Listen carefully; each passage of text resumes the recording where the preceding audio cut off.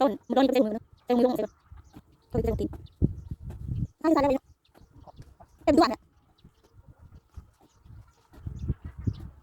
พอเรื่องเขาไปแล้วเนาะไปนู่นไปคิดดูทิ้งไปแบบนี้นะเลยนะ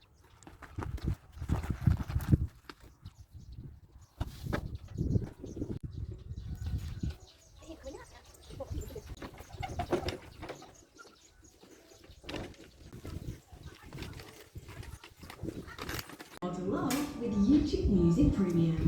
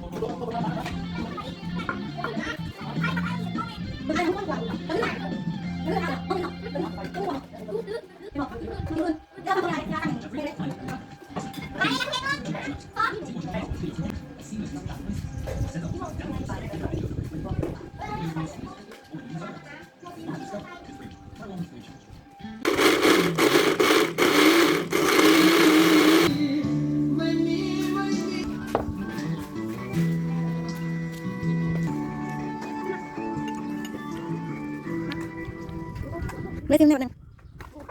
เอามือมันขึ้นตัวของก้มนะแอบมอง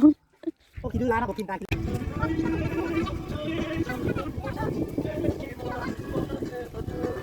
พ่อแม่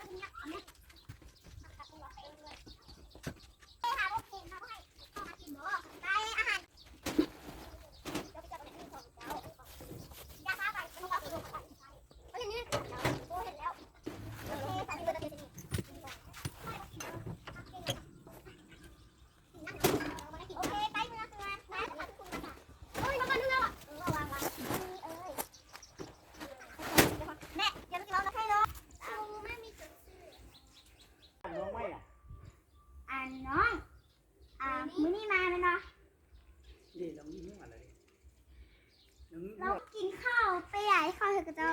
เช้าอ่ะยังไม่ได้กินก็กินเลย